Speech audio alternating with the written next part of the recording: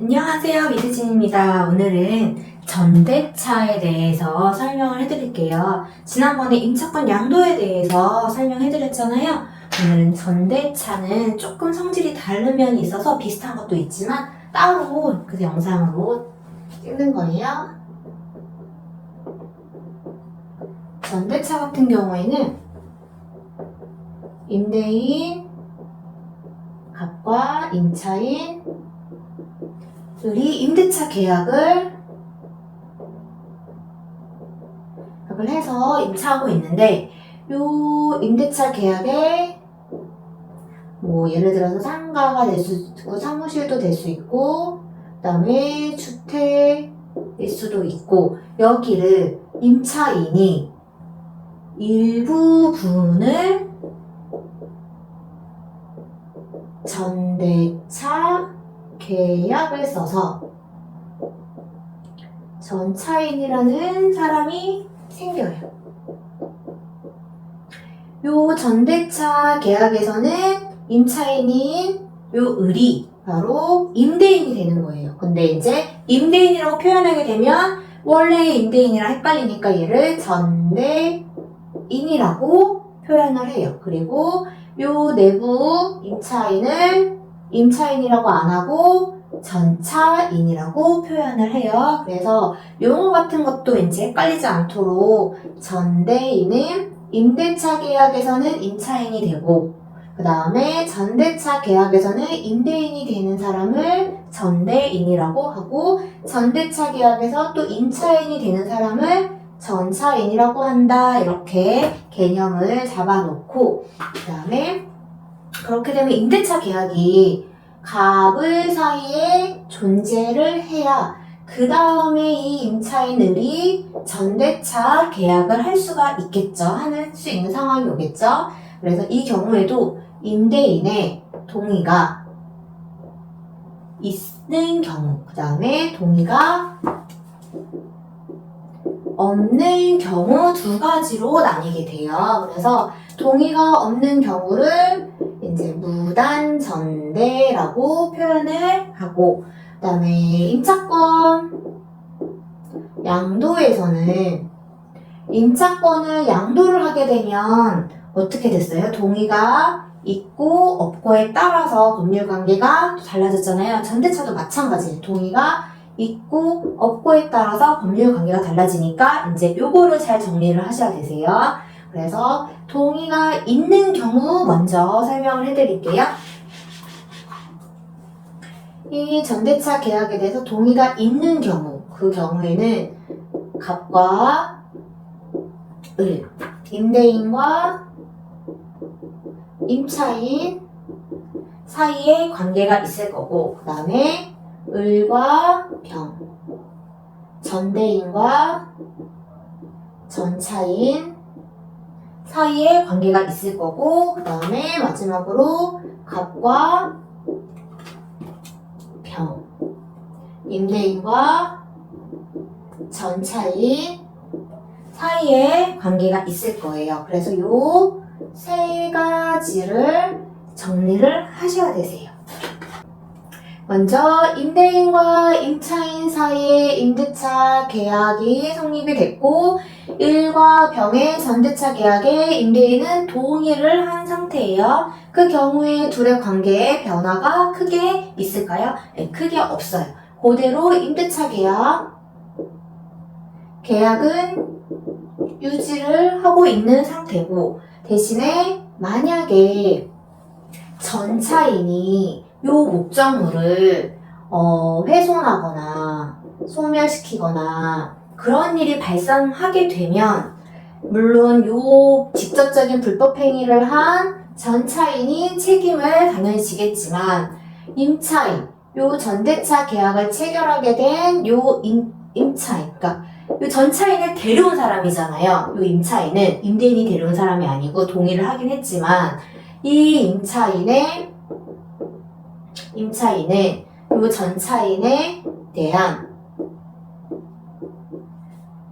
감독, 주의, 의무가 있기 때문에 요거에 대해서 책임을 질 수 있어요. 요 임차인이 데려온 전차인이기 때문에 이제 전대인 을과 전차인 병 사이의 권리 관계를 보실게요. 동의가 있는 경우라서 요 내부의 전대차 계약 내용에 따라서 요 전차인 병은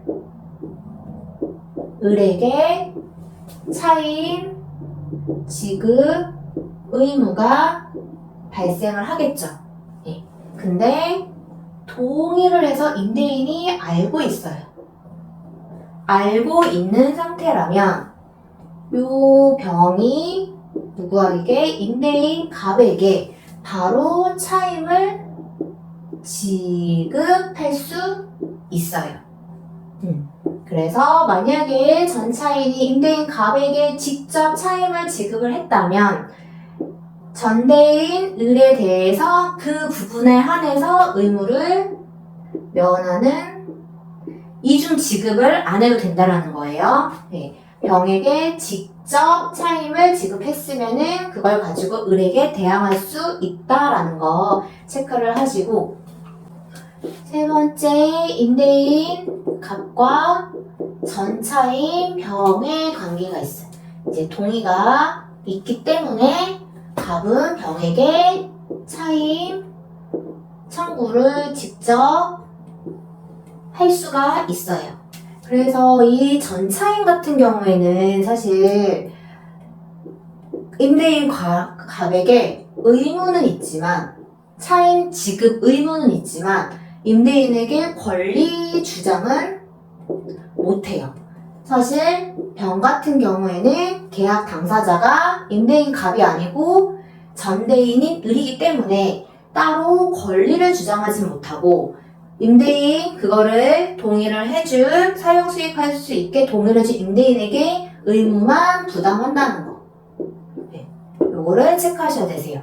그래서 만약에 갑이 을의 병에게, 전차인에게 차임 지급을 청구를 했는데 전대차 관계 내에서의 차임 지급 시기가 있잖아요. 차임 지급 시기가 도래하기 전에 병이, 전차인이 나 을에게 미리 줬는데? 라고 말을 하면 그거를 임대인한테 대항할 수가 없어요.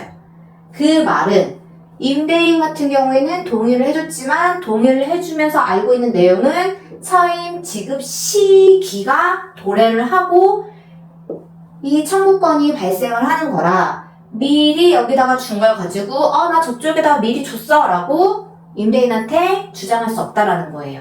대신에 지급 시기 도래 후에 병이 을에게 준 거는 당연히 갑에게 저 지급 시기가 돼서 저 전대인에게 월세를 냈습니다 라고 갑에게 말할 수 있겠죠. 그러면 어떻게 갑은 을에게 청구해서 받으면 되겠죠. 그래서 의무만, 전차인 같은 경우는 임대인의 의무만 있고 권리 주장을 못하게 되는데, 그렇게 되면은 전차인이 병이 굉장히 불리한 위치에 놓여 있을 수도 있단 말이에요. 그래서 전차인을 보호해주는 규정을 뒀어요. 이 전차인을 보호해주는 규정은 동의가 없는 무단 전대에도 보호를 해줄 필요가 있을까요? 당연히 없겠죠. 그래서 임대인 동의를 한 전대차에서만 이 보호 규정은 효력이 있다라는 거를 꼭 체크를 하셔야 되세요. 무단 전대에서는 보호 규정이 적용이 되지 않는다. 그러면은 그 보호 규정이 뭔가라고 보게 되면, 일단은 요 임대차 계약이 종료가 되면 전대차 계약도 따라서 종료를 하게 돼요. 기간 만료로. 왜냐면 이 전대차 계약의 내용은 임대차 계약 범위 내에서만 성립할 수가 있기 때문에, 그래서 기간 만료로 종료하게 되면 전대차 계약도 종료가 되는데, 이 기간 만료에 대한 종료가 아니고 해지 통보에 의한 종료일 때 임대인이 갑에게 해지 통보로 인해서 기간이 종료가 될 때, 임대차 계약이 종료가 될 때, 그때는 을에게만 통보를 하면 안 되고, 누구에게도 전차인인 병에게도 통보하라는 규정이에요. 통보하지 않으면 병 같은 경우에는 둘의 관계가 끝난지 모른단 말이에요. 그래서 이왕이면 동의를 해준 임대인이기 때문에 전차인에 대해서도 존재를 알고 있고, 그렇다면 해지 통보에서 임대차 계약을 종료시키고 싶으면 병에게도 통보해야 된다라는 규정이에요. 그리고 임대인이 병에게 해지 통지를 하게 되면 언제 통지한 때로부터 6월 후에 종료하게 돼요. 그리고 갑과 을이 합의 해지를 해요. 둘이서 합의 해지를 한 경우에도 임대차 계약은 둘이 합의해서 종료가 되지만 이걸 가지고 전차인 병에게도 대항을 할 수 없다라는 규정이 있어요. 그러니까 합의하고 싶으면 전차인 병도 같이 합의를 해야겠죠. 둘이 합의해서 종료를 시켜버리면 전차인 병은 동의를 받은 적법한 전대인데 갑자기 나가는 일이 발생하면은 어떻게 보호받을 수 없기 때문에, 그래서 합의 해지 같은 경우에도 이제 보호 규정이 있고, 그렇다면은 무단전대 같은 경우에는 합의 해지를 해도 당연히 얘도 나가야 되겠죠. 그리고 해지 통보에 의한 종료를 해도 병에게 통보가 안 갔다고 해도, 그 다음에 무단전대 같은 경우는 임대인 갑이 병의 존재를 알아야지 통보할 수 있잖아요. 근데 무단전대는 알 수 없는 경우도 있기 때문에, 그래서 여기는 보호받지 못한다는 거. 그리고 차임연체로 인한 해지 같은 경우에도 이 보호 규정은 적용되지 않는다는 거 체크하셔야 되세요. 그리고 차임연체에 대한 해지는 언제 종료가 되냐 했더니, 아까 해지 통고에 대한 거는 전차인이 병에게 통지를 한 후 6개월 후에 종료한다고 했잖아요. 근데 차임연체, 이건 채무불이행에 의한 해지이기 때문에 을에게 통지가 도달하게 되면 즉시 종료한다는 거. 요거 두 개 차이점 체크하시면 되시고요. 그 다음에 동의가 없는 전대차 계약 같은 경우에는 무단전대라고 하는데, 동의 같은 경우에는 임차권 양도랑 똑같아요. 성립요건 아니고 대항요건이라서 동의가 없는 전대차 계약도 유효하다. 다만 병은 갑에게 대항할 수 없다. 논리는 똑같아요. 그렇게 되면은 을과 병 사이의 관계, 을과 병 사이의 전대인과 전차인의 관계는 똑같이 병은 을에게 차임 지급 의무가 있고, 그 다음에 을은 임대인 갑의 동의를 받아줄 의무가 있겠죠. 그리고 임대인인 갑과 전차인 병 사이의 관계는 일단은 직접 차임 청구 못해요. 그쵸? 근데 요 을이 병에게 청구할 수 있는 차임 지급 청구권을 갑이 대위 행사할 수 있어요. 그러니까 채권자 대위권이랑 이걸 배워야 요 말을 아는데, 채권자 대위권이 사실 시험 범위는 아니어가지고, 근데 다 이렇게 문제에 임대차가 됐든 이렇게 한 번씩 나와서 개념은 알고 계셔야 되거든요. 그러니까 대위, 대신해서 그 위치에 권리를 행사하는 거라서 갑이 직접 청구권은 없어요. 왜? 계약 당사자가 아니니까 직접 청구권은 없지만, 을이 병에게 청구할 수 있는 이 청구권을 대신 청구한다는 거예요. 대신 행사. 그래서 대신 행사할 수 있다라는 거. 채권자 대위 행사할 수 있다라는 거. 직접 청구는 안 되고 대위 행사 가능. 요거 중요하게 체크하셔야 되세요. 그리고 병 같은 경우에는 전차인의 병은 일단 기본적으로 동의 없는 임차권 양도랑 똑같이 부속물, 지상물, 청구권 없어요. 그래서 전대차 같은 경우에는 지금 무단전대에서 중요한 점은 갑은 병에게 직접 차임 청구할 수 없다라는 거랑 대신에 채권자 대위권으로 행사할 수 있다. 어떤 권리? 을이 병에게 청구할 수 있는 차임 지급 청구권을 가지고 요거를 대위 행사할 수 있다라는 거. 그리고 병 같은 무단전대 같은 경우에는 부속물이나 지상물 청구권 행사할 수 없다. 무단전대에는 행사 가능하지 않다라는 거 그거 체크하시면 되시고요. 나머지는 임차권량도 무단양도랑 거의 똑같으니까 그거랑 하시면 되시고 네, 적법전대 다시 한번 정리해드릴게요. 적법한 전대 같은 경우에는 일단은